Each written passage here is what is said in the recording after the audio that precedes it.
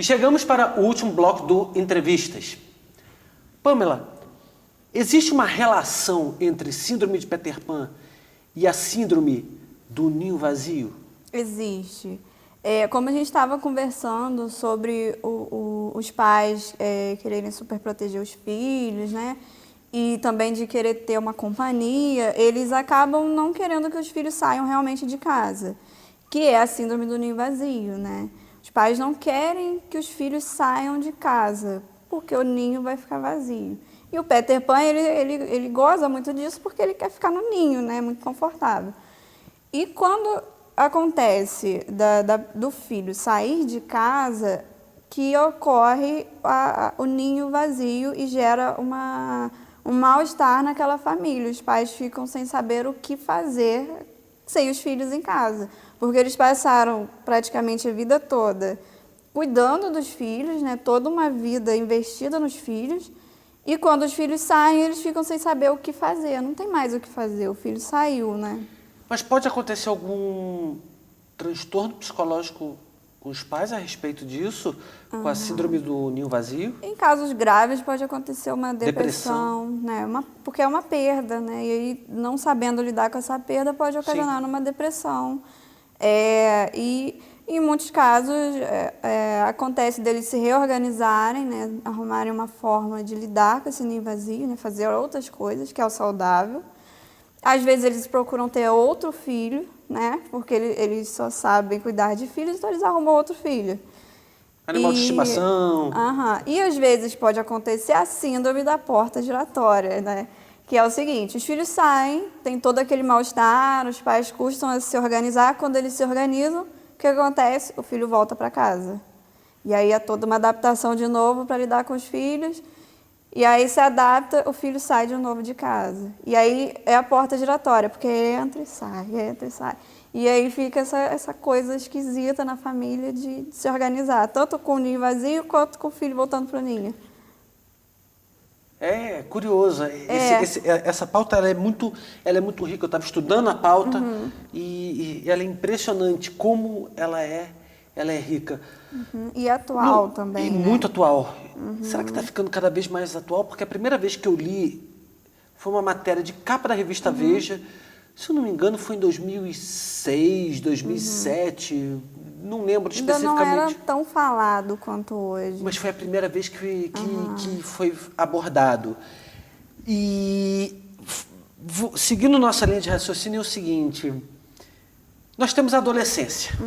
Hoje se fala que a adolescência vai até os 24 anos. Sim, aumentaram, né, essa transição da adolescência justamente porque os filhos estão demorando mais a sair de casa. Então, aí entra o fator social também, faculdade demora, né, até os 24, né, para terminar. Então, considera-se que esse período de faculdade ainda é uma adolescência, né? Por isso também que a Peter Pan só é considerada depois dos 30, 40 anos, né? Não é uma coisa muito nova, não. É na vida adulta mesmo. Que é quando a pessoa sai da adolescência, mas não faz essa transição para a vida adulta, né? Não tem esse marco. Entendi. E existem casos de síndrome de Peter Pan em que a pessoa tem, tipo, 50 anos, 40, até 60 anos, em que se comporta, se veste como um garotão de 20 e poucos? Sim, tem muitos casos assim, né? Quando acontece essa coisa do estético, né, da pessoa que se veste como adolescente, fica mais fácil de identificar, né? Mas o comportamento é o que determina, sabe? Às vezes é aquele cara de 50 anos que não procura um trabalho assim, sabe, que garante seu sustento. Às vezes ele vai procurar o sustento da parceira, sabe? Não paga as contas da casa, gasta o dinheiro com ele mesmo, sabe?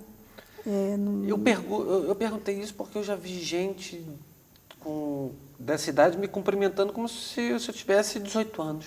Sim, isso acontece. Meu irmão, beleza? Falei, beleza, tudo bem?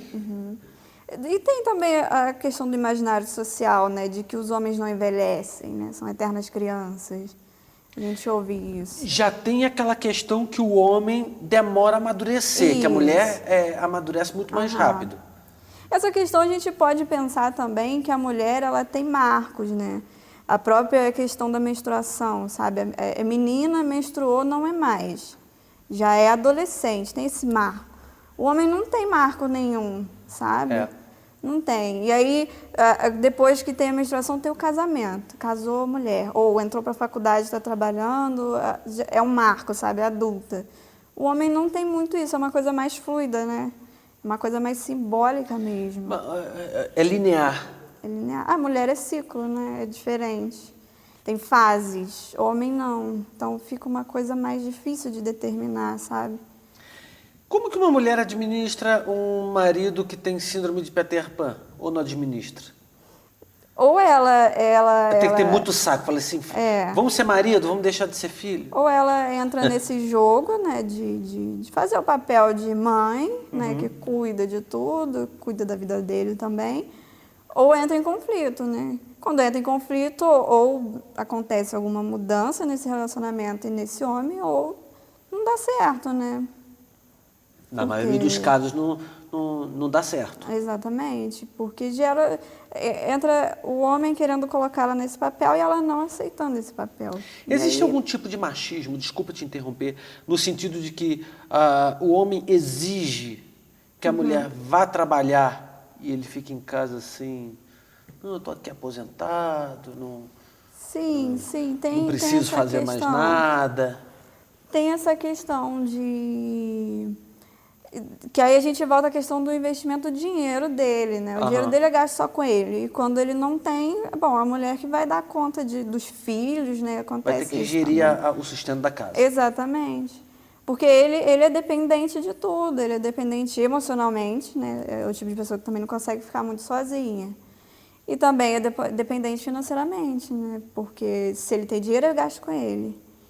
A gente pode pensar também no personagem Peter Pan, mas não sei se você conhece a série Once Upon a Time.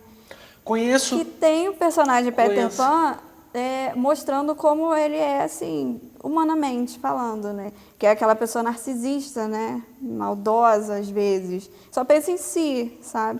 Porque Egoísta ao extremo. o desenho, ele fala de uma coisa mais lúdica, né? Só Que é mais bonitinha, aquela coisa voando, pode perlimpir sininho, né? E aí, na A série... Sininho não é uma cretina? Ela é uma cretinazinha que atrapalha o Peter Pan? Ela é bonitinha, mas assim, ela é Me pentelha, né? Me confessa do ponto de vista psicológico.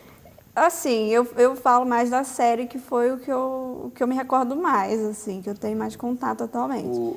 A Sininho, ela acabou sendo vítima do Peter Pan, né? Ah, então Ela o acabou safado sendo, nessa história é Peter Pan. ele acabou deixando a Sininha numa situação, assim, de objeto, né? Ele usava a Sininho para o que ele queria fazer, né? E nessa história toda, o Capitão Gancho fica como? Então, o Capitão Gancho, a gente pode pensar... Não tinha pensado nele.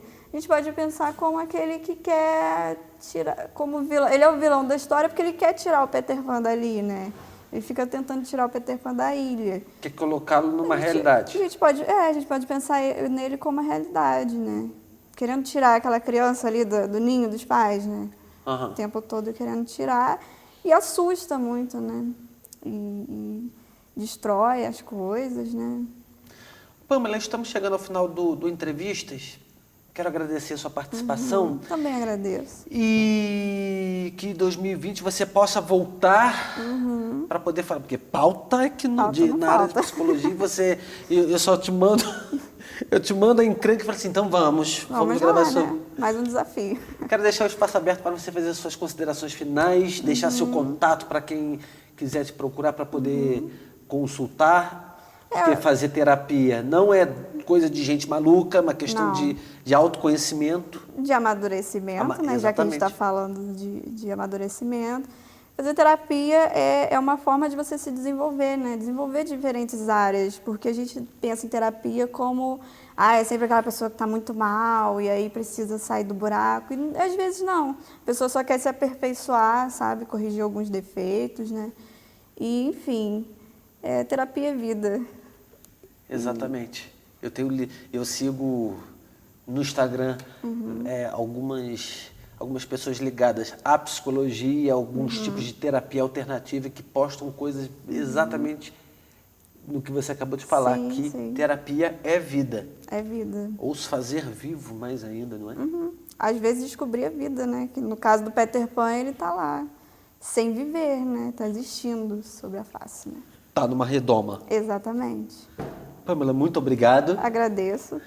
O Entrevistas fica por aqui e nos encontramos semana que vem numa próxima atração inédita. Muito obrigado pela sua audiência e até lá.